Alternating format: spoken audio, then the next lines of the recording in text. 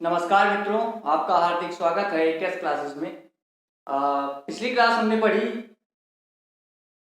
पारसिक आक्रमण या कहें ईरानी आक्रमण या कहें हखामनी वंश का आक्रमण।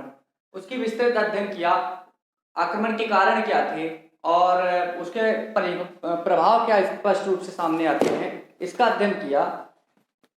इसके बाद मित्रों अब हमें पढ़ना है सिकंदर का आक्रमण। सिकंदर का आक्रमण प्रश्न बन जाते हैं यहाँ से, और इसे दो अन्य नामों से भी जाना जाता है, यूनानी आक्रमण या कहें ग्रीक आक्रमण। याद रखिएगा, यूनानी ग्रीक आक्रमण ही सिकंदर का आक्रमण था, क्योंकि यूनान वासी था सिकंदर। ठीक है, इसका आक्रमण भारत में 326 ईसा पूर्व, डेट याद रखिएगा 326 ईसा पूर्व में होता है। ठीक है, सबसे पहले मित्रों हम जानते हैं कारण क्या थे सिकंदर के आक्रमण के। कारण वही थे जो ईरानी आक्रमण या कहीं हखामनी वंश के आक्रमण के कारण थे। परिस्थितियां वही थी, उसी परिस्थितियों में कोई भी सुधार नहीं होता है। कालांतर में, बाद के काल में वही स्थिति बनी रहती है, वही राजनीतिक विखंडता रहती है, राजनीतिक एकता का अभाव होता है ना। परस्पर जो कुछ राज्य परस्पर युद्धरत होते हैं, है ना। ऐसी कोई महाशक्ति नहीं थी कि जो उन्हें एक सूत्र में बांध कर रखे और राजनीतिक एकता का स्वरूप प्रदान करे। तो उनमें कोई परिवर्तन नहीं होता है, जिसका फायदा सिकंदर उठाता है या कहीं यूनानी आक्रमण उठाते हैं। कारण वही थे। दूसरा कारण यह था कि ईरानी आक्रमण के फलस्वरूप सिकंदर को भारत आक्रमण हेतु मार्ग प्रशस्त हो जाता है। अर्थात ईरानी आक्रमण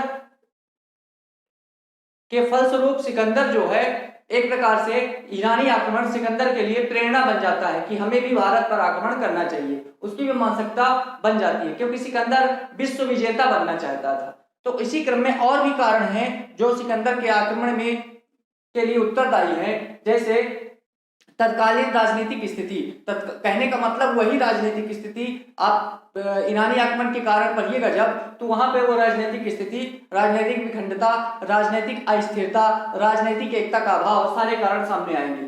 फिर सिकंदर की विश्व विजय की अभिलाषा, उसकी आकांक्षा थी कि मैं संपूर्ण विश्व को जीत लूंगा। ठीक है। फिर धन अर्जन की इच्छा, धन उपार्जन या धन अर्जन की इच्छा भी सिकंदर को प्रेरित करती है भारत में आक्रमण के लिए। ठीक है। नए प्रदेशों की जानकारी एवं स्थानीय शासकों द्वारा सहयोग का आश्वासन, सबसे बड़ा इसमें कमी सामने आती है पश्चिमोत्तर भारत में, कि एकता की कमी, और इसको सहयोगात्मक प्रवृत्ति रखते हैं इसके प्रति। अर्थात ईरानी आक्रमण तो स्वेच्छा से आक्रमण किए थे, लेकिन सिकंदर आक्रमण तो करना चाहता था, किंतु और भी प्रेरित किया उसे आक्रमण के लिए कुछ स्थानीय शासकों ने। सिकंदर को आश्वासन दिया कि आपका सहयोग हम करेंगे, आप भारत पर आक्रमण करिए। प्रमुख रूप से दो राजवंश सामने आते हैं, उनकी चर्चा कुछ देर बाद करेंगे। तो ऐसी प्रवृत्ति आ गई कि सिकंदर को खुद स्वयं आमंत्रित किया गया कि आइए आप आक्रमण करिए। ईरान में मैंने बताया था कि परिस्थितियां थी कि ईरान आक्रमण किया भारत पर, लेकिन सिकंदर के पास तो परिस्थितियां थी, साथ में जो स्थानीय शासक थे, राजवंश थे, उन्होंने इसे सहयोगात्मक प्रवृत्ति प्रदान की और कहा कि आइए आक्रमण करिए। क्योंकि कारण यह था उनको सहयोगात्मक प्रवृत्ति रखने के लिए सिकंदर से, क्योंकि वो आपस में लड़ते थे, कटुता की भावना थी। एक राजवंश दूसरे राजवंश को हीनता दिखाने के लिए सिकंदर को बुलाता है। ठीक है। फिर ईरानियों से प्रेरणा मैंने बताया। फिर उसके बाद उन्हीं का मार्ग, सिकंदर जब भारत में आक्रमण करता है तो अधिकांशतः वही मार्ग अपनाता है जो ईरानियों ने भारत आक्रमण के लिए प्रयोग में लाया था। ठीक है। तो ये सब इसके कारण बनते हैं, किसके? सिकंदर के। अब थोड़ा सा सिकंदर के बारे में सामान्य जानकारी देता हूं। इसका जो जन्म हुआ था वो 356 ईसा पूर्व में हुआ था। कहां हुआ था? यूनान में। यूनान में कहां? मकदूनिया। मकदूनिया को कभी कभी मैसिडोनिया प्रांत भी कहते हैं। क्या? मैसिडोनिया या मकदूनिया। तो मकदूनिया या मैसिडोनिया प्रांत में, यूनान में हुआ था। इसके पिता का नाम क्या था? फिलिप द्वितीय। फिलिप द्वितीय जो थे, ये मकदूनिया के या मैसिडोनिया का क्षत्रप था। ठीक है। सिकंदर के गुरु का नाम अरस्तु था। अरस्तु जो थे वो सिकंदर के गुरु थे। इसके बाद ये सिकंदर शासक बनता है 336 ईसा पूर्व में। शासक कब बना? 336 ईसा पूर्व में। भारत पर आक्रमण कब किया? 326 ईसा पूर्व में। भारत में कब तक रुका? 19 माह, लगभग 19 माह ये भारत पर रुका था। इसका सेनापति कौन था? सेल्यूकस निकेटर था। लेकिन जल सेनापति पूछे तो निर्याकस था। याद रखिएगा, सेनापति सेल्यूकस निकेटर था किंतु जल सेनापति निर्याकस था। यह भारत में आता है 326 ईसा पूर्व में, 19 माह रुकता है, लौटता कब है? 325 ईसा पूर्व में। 325 ईसा पूर्व में वापिस होता है। इसके घोड़े का नाम था, प्रिय घोड़ा था इसका सिकंदर का, बहुकेफला। बहुकेफला नाम का घोड़ा इसका प्रिय घोड़ा था। इसके बाद जब सिकंदर का भारत में आक्रमण होता है उस समय मगध पर किसका शासन होता है? नंद वंश का शासन होता है। नंद वंश का अंतिम राजा होता है घनानंद। घनानंद के समय ही सिकंदर का आक्रमण होता है। पूछ सकता है कि सिकंदर के समकालीन कौन सा मगध का राजा था? वो घनानंद था। लेकिन घनानंद से इसका युद्ध नहीं होता है क्योंकि मगध की सीमा तक पहुंच ही नहीं पाते हैं। ठीक है। सिकंदर के उत्कर्ष का चरम बिंदु किसे माना जाता है? व्यास नदी। याद रखिए, व्यास नदी तक ही पहुंच पाया था, इसलिए उत्कर्ष का चरम बिंदु व्यास नदी को माना जाता है।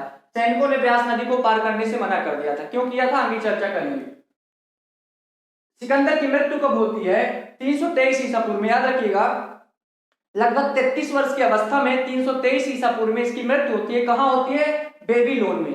बेबीलोन में इसकी मृत्यु होती है। और वो कारण क्या था? तेज ज्वर, है ना, बहुत ज्यादा बुखार आ गई थी, तेज ज्वर था, फीवर था। ठीक है। इसके सहयोगियों के नाम लिखा हूं, वो देख लीजिए, जैसे निर्याकस, सेल्यूकस निकेटर, है ना, क्रेटरस, फिर आनेसिक्रेटस, फिर अरिस्टोबुल्स, ये सब इसके सहयोगी थे। अब भारत बुलाने वाले कौन थे? इसे आमंत्रित कौन किया? इसे सहयोग का आश्वासन किसने दिया सहयोग देने के लिए?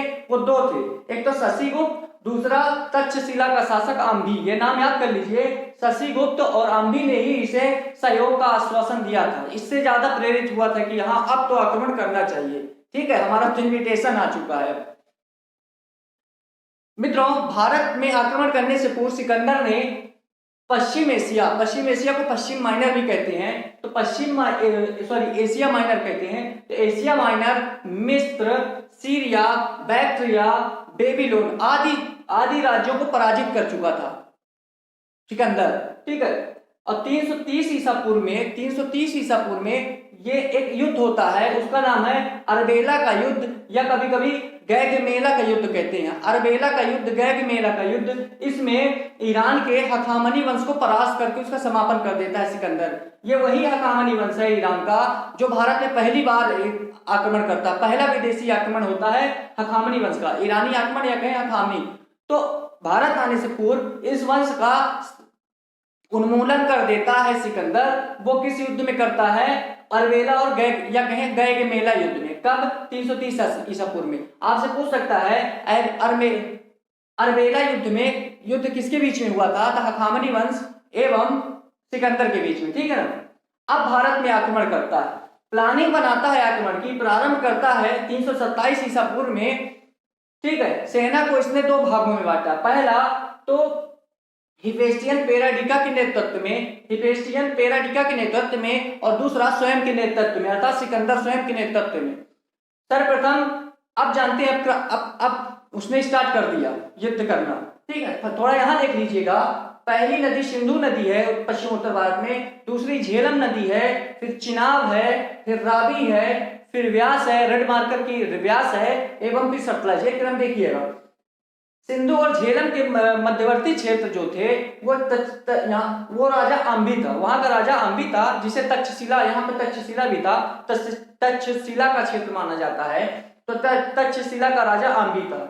झेलम और चिनाब के मध्यवर्ती क्षेत्रों पर किसका शासन था? वो पोरस गणराज का शासन था। पोरस को कभी कभी पुरु भी बोलते हैं, पुरु गणराज या पोरस गणराज का शासन झेलम और चिनाब के बीच में था। चिनाब और रावी के मध्यवर्ती क्षेत्रों में दो गण थे। कौन? ग्लॉग निकाय एवं कठ गणराज। इसके बाद रावी नदी के तट पर दो राज्य थे। कौन से? मालव राज्य एवं क्षुद्रक राज्य। मालव राज्य और क्षुद्रक राज्य। ये क्यों बताया हूं, अभी बताता हूं। मैथ से ज्यादा पढ़ना आसान रहेगा। इनके क्रम कैसे कैसे उसने युद्ध किया तो दिमाग में बैठ जाएगा कि किससे युद्ध किया किससे नहीं किया। भारत में आक्रमण करता है, उस क्रम में सर्वप्रथम उसकी जो मुलाकात होती है उसी से होती है जिसने उसे इनवाइट किया था। कौन? आम्बी, तक्षशिला का राजा आम्बी, इसी ने इनवाइट किया था। ये किया था ना, शशिगुप्त तक्षशिला राजा।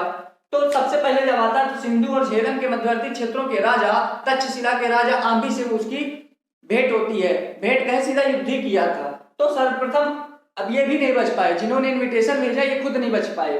ठीक है, तो सर्वप्रथम आपसे पूछे तो तक्षशिला का शासक आम्बी आत्मसमर्पण कर देता है। याद रखिएगा, सर्वप्रथम आत्मसमर्पण किसने किया? वो राजा आम्बी था तक्षशिला का। इसके बाद झेलम नदी के तट पर पहुंचता है। झेलम नदी का पुराना नाम, प्राचीन नाम वितस्ता था। याद रखिएगा, वितस्ता नदी था। तो सिंधु और झेलम के बीच में क्रियाकलाप कर लिया, आम्बी ने आत्मसमर्पण कर लिया। लेकिन अब झेलम पर पहुंचता है जहां पर पोरस और पुरुगरणराज्य का शासन था। तो एक युद्ध आता है जो हमेशा एग्जाम में पूछा जाता है। झेलम या प्राचीन नाम वितस्ता था, और इसे देखिए झेलम का युद्ध या कहीं वितस्ता का युद्ध या इसी युद्ध का तीसरा नाम है हाइडेस्पीच का युद्ध। याद रखिएगा, हाइडेस्पीच का युद्ध कब हुआ? वो हुआ था 326 ईसा पूर्व में। ये डेट याद रखिए, 326 ईसा पूर्व में। ठीक है, किसके किसके बीच में हुआ था ये पूछे तो आपको बोलना है पोरस गणराज्य या कहें पुरु गणराज्य एवं सिकंदर के बीच में। पोरस गणराज्य एवं पुरु के बीच में, ठीक, सॉरी, पोरस या कहें पुरु एवं सिकंदर के बीच में। पोरस गणराज्य का शासन कहा था? झेलम व चिनाब के मध्यवर्ती क्षेत्रों में। झेलम व चिनाब के मध्यवर्ती क्षेत्रों में पोरस गणराज्य का शासन था। इसी से युद्ध करता है जिसका नाम हो जाता है हाइडेस्पीच का युद्ध। हालांकि पोरस गणराज्य पराजित हो जाता है, किंतु पोरस गणराज्य ने या कहें पुरु गणराज्य ने सर्वाधिक सशक्त प्रतिरोध किया था सिकंदर के आक्रमण का। सर्वाधिक सशक्त प्रतिरोध करने के कारण क्या हुआ? हालांकि पराजित हो जाता है, किंतु कालांतर में बाद में पोरस की वीरता से प्रभावित होकर जो सिकंदर था पोरस गणराज्य से मित्रता स्थापित कर लेता है। अर्थात पोरस या कहें पुरु गणराज्य सिकंदर का मित्र बन जाता है एवं सिकंदर उसका राज्य उसे वापस कर देता है। ठीक है, अब इसके बाद ये यहाँ पे क्रियाकलाप करने के बाद झेलम और चिनाब के बाद वो पहुंचता है चिनाब को पार कर। चिनाब को जैसे ही पार किया, यहाँ पहुंचा तो यहाँ दो गणराज्य थे, ग्लॉग निकाय एवं कठ गणराज्य। इनको भी पूरी तरह से पराजित करता है। क्रम से मैं पढ़ा रहा हूँ, याद रखिएगा, दिमाग में बैठ जाएगा। पहले राजा आम्बी ने आत्मसमर्पण किया, झेलम चिनाब के बीच में पहुंचा तो पोरस गणराज्य के साथ युद्ध हुआ, जिसे झेलम में वितस्ता का युद्ध कहते हैं या हाइडेस्पीच का युद्ध कहते हैं। 326 ईसा पूर्व में होता है, सिकंदर एवं पोरस गणराज्य के बीच में होता है। अब चिनाब को पार किया तो दो राज्य मिले गणराज्य, ग्लॉग निकाय एवं कठ गणराज्य, इनको भी बुरी तरह से पराजित कर देता है। अब उसने रावी को पार कर लिया। मित्रों, रावी को पार करके ये यहाँ पहुंचता है व्यास के तट पर। ये पहुंचता है व्यास के तट पर। व्यास के तट पर क्या हुआ? सेना ने व्यास नदी को पार करने से मना कर दिया। सेना ने व्यास नदी से आगे जाने का जो प्लान था सिकंदर का, उसे विफल कर दिया, मना कर दिया सेना ने। इसके दो कारण सामने माने जाते हैं। कैसे? दो कारण ये था कि सेना जो थी, एक तो लंबी यात्रा से आ रही थी, इतने सारे युद्ध किए तो लगभग बुरी तरह से थक चुकी थी। दूसरा, इसको पार करने के बाद लगभग मगध की सीमा प्रारंभ हो जाती थी। मगध साम्राज्य उस समय विशाल साम्राज्य बन चुका था। तो शायद सेना के अंदर भय था, सेना के मन में भय था कि कहीं हम व्यास को पार करने के बाद हमारा सामना मगध साम्राज्य से न हो जाए। सेना एक तो थक चुकी थी, ऊपर से मगध साम्राज्य इतना विशाल साम्राज्य बन चुका था, यदि युद्ध होता तो उसका जो दुष्परिणाम होता भयानक होता। ठीक है, तो व्यास नदी को पार करने से मना कर दिया। उस समय शासन किसका था? घनानंद का था। अब यहां से जब मना कर दिया व्यास नदी के तट पर, तो अब सिकंदर ने वापस लौटने का मन बनाया। तो आपसे पूछे चरम सीमा कहां तक थी? उत्कर्ष का चरम बिंदु व्यास नदी तक ही पहुंचा। फिर यहाँ से वापस उसने जाने का निर्णय लिया। तो जब जैसे यहाँ से वापस लौटा मित्रों, ये वापस लौटने लगा, तो यहाँ पर दो गणराज्य थे। कौन कौन से? रावी नदी के तट पर वापस लौटते वक्त उसे युद्ध करना पड़ा। आते वक्त तो खुद किया, लेकिन जाते वक्त भी किया उसने। तो रावी नदी के तट पर दो राज्य थे, गणराज्य थे, माला और क्षुद्रक राज्य। माला हुआ क्षुद्रक राज्य, याद रखिएगा। लौटते वक्त माला और क्षुद्रक राज्यों से युद्ध किया। माला और गणराज्य से युद्ध करते समय, मित्रों याद रखिएगा, माला और गणराज्य से युद्ध करते समय सिकंदर घायल हो गया था। सिकंदर किस युद्ध में घायल हुआ? मालव के युद्ध में। जबकि क्षुद्रक राज्य ने संधि कर दी, युद्ध हुआ, हारा और संधि कर दी। कौन? क्षुद्रक राज्य। लेकिन पोरस के बाद सर्वाधिक शक्तिशाली सशक्त प्रतिरोध के बाद दूसरा जो था वो मालव ने किया। मालव जो था सिकंदर को घायल कर देता है। इसके बाद एक और महत्वपूर्ण गणराज्य है अश्वक गणराज्य। कभी कभी इसकी राजधानी नाम दे देता है मस्सक। अश्वक गणराज्य की राजधानी मस्सक थी, ठीक है। मस्सक गणराज्य भी इसको बोल देते हैं कभी कभी अश्वक गणराज्य, जबकि ये अश्वक गणराज्य की राजधानी है मस्सक। तो अश्वक गणराज्य जब वापस लौटते ही वक्त ही इससे युद्ध होता है। तो सिकंदर जब इसमें आक्रमण किया तो इसमें सर्वाधिक पुरुष सैनिक मारे जाते हैं, ठीक है। अश्वक गणराज्य के सर्वाधिक पुरुष सैनिक मारे जाते हैं। सैनिकों की इतनी भीषण कमी को देखते हुए अश्वक गणराज्य की स्त्रियों ने, सैनिकों की स्त्रियों ने शस्त्र धारण कर लिए और सशक्त प्रतिरोध दिखाया सिकंदर के प्रति, ठीक है। स्त्रियों ने शस्त्र धारण कर लिए, लेकिन सिकंदर इतना क्रूर बन चुका था कि उसने सभी स्त्रियों को, सभी शस्त्रधारी स्त्रियों को मौत के घाट उतार देता है। किस गणराज्य के? अश्वक गणराज्य के। इसलिए काफी फेमस माना जाता है और काफी महत्वपूर्ण भी है, ठीक है। लौटते वक्त ही उसने नीमा राज्य से युद्ध किया। लौटते वक्त उसने नीमा राज्य से भी युद्ध किया, ठीक है। अभी हम उसको पहुंचा दिए कहां? सिंधु के तट पर। कहां पहुंचाएंगे अब? सिंधु के तट पर, जहां से वो अपने देश के लिए लौटने के लिए प्रस्थान करेगा, ठीक है। यहां से अभी पहुंचाना है, कुछ देर में पहुंचा रहे हैं। जैसे ही सिकंदर सिंधु के मुहाने पर पहुंचता है, यहां से अपने देश के लिए रवाना होने वाला होता है, तो अपनी सेना को दो भागों में विभाजित कर देता है। पहला तो जल सेना और दूसरी थल सेना। जल सेना निर्याकस को सेनापति बनाता है एवं अपनी कुछ सेना निर्याकस के नेतृत्व में जल मार्ग द्वारा भेजता है। दूसरा खुद के नेतृत्व में, अर्थात सिकंदर स्वयं नेतृत्व करता है एवं स्थल मार्ग से जाता है। यात्रा का प्रारंभ उसने पाटल नामक बंदरगाह से किया, या स्थान से किया। सॉरी, बंदरगाह से नहीं, क्योंकि स्थल मार्ग से जाता है, ठीक है। पाटल जो है वर्तमान में पाकिस्तान में अरब सागर का मकरान तट था।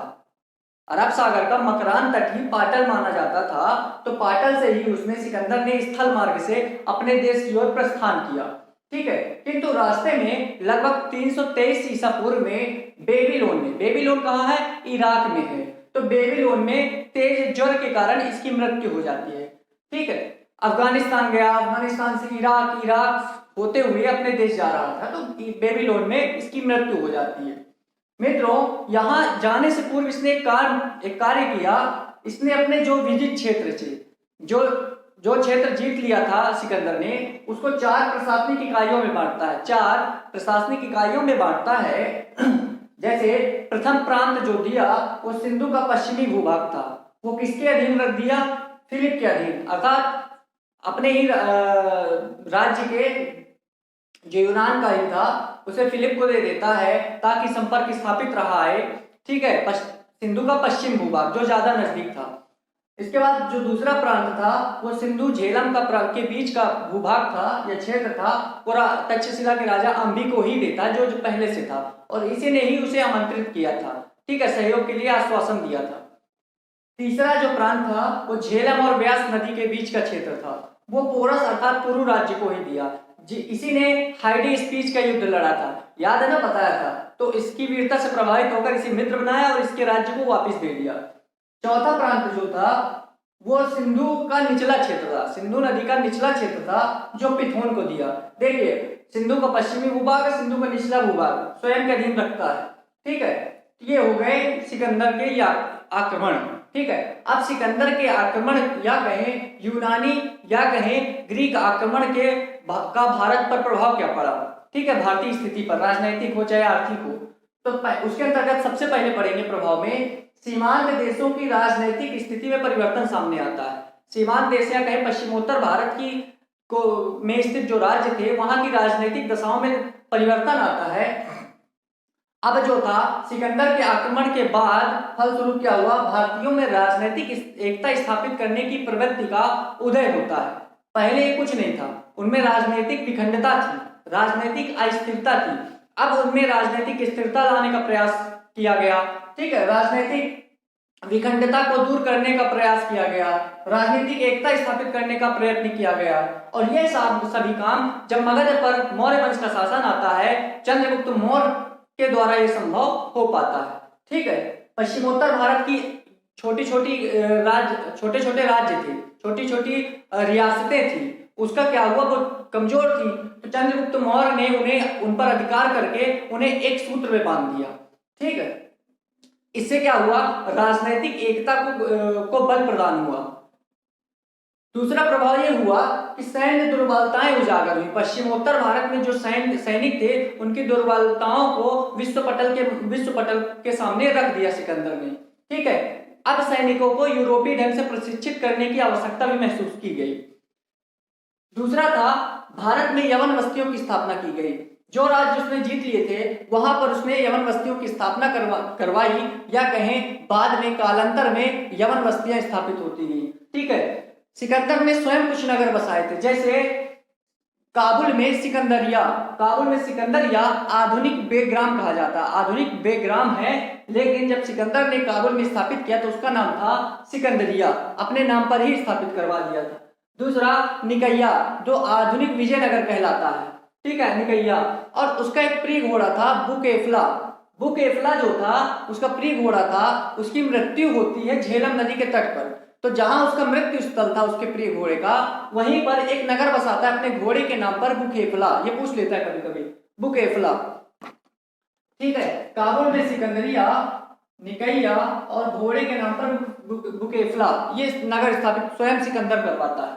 ठीक है, अब क्या मित्रों, सिकंदर के आक्रमण के बाद या कहें यूनानी ग्रीक आक्रमण के कारण क्या हुआ कि भारत व यूनान दोनों देशों में निकटता आ गई। ठीक है, अब दोनों देशों के बीच सीधा संपर्क स्थापित हो चुका था, जल मार्ग व स्थल मार्ग खुल चुके थे। इनके कारण क्या हुआ, इसके फलस्वरूप व्यापारिक एवं सांस्कृतिक आदान प्रदान यूनान एवं भारत के मध्य होने लगा। ठीक है, इसके बाद चौथा, भौगोलिक खोजों को प्रश्रय दिया गया। सिकंदर के आक्रमण के फलस्वरूप नए मार्ग प्रशस्त होते हैं, जैसे सिकंदर का जो जल सेनापति था निरियाकस का एक जल बेड़ा सिंधु नदी के मुहाने से फरात नदी के मुहाने तक जाता है। कहाँ जाता है, सिंधु नदी के मुहाने से फरात नदी के मुहाने तक जल मार्ग की खोज करता है। एवं जिस रास्ते से सिकंदर जाता है वापिस कब होता है अपने देश को, वहां स्थल मार्गों की खोज हो जाती है। इस प्रकार जल और स्थल मार्गों की खोज हो जाने से दोनों यूनान एवं भारत के मध्य व्यापार वाणिज्य में वृद्धि हो जाती है। ठीक है, सिकंदर के आक्रमण का सबसे बड़ा प्रभाव पड़ता है अखिल भारतीय इतिहास के तिथि क्रम का निश्चित होना। ठीक है, सिकंदर के आक्रमण के फलस्वरूप ही अखिल भारतीय इतिहास के तिथि क्रम का सुनिश्चित होना संभव हो सका, क्योंकि इससे पूर्व भारत का कोई क्रमबद्ध इतिहास नहीं जानकारी मिलती है। ठीक है, लेकिन 326 ईसा पूर्व में जब सिकंदर का आक्रमण होता है तो भारतीय इतिहासकारों को बहुत ज्यादा इतिहास लिखने में मदद मिलती है। भारत के क्रमागत इतिहास में इतिहासकारों को लिखने में सहायता मिली। ठीक है, इससे क्या हुआ कि भारतीय इतिहास का क्रमबद्ध ब्यौरा प्रस्तुत हो सका। ठीक है, इसके बाद सिकंदर के आक्रमण का सांस्कृतिक प्रभाव भी पड़ता है। कला, साहित्य, ज्योतिष, चिकित्सा एवं मुद्रा व्यवस्था सिकंदर के आक्रमण से या कहीं यूनानी आक्रमण से काफी ज्यादा प्रभावित होती है।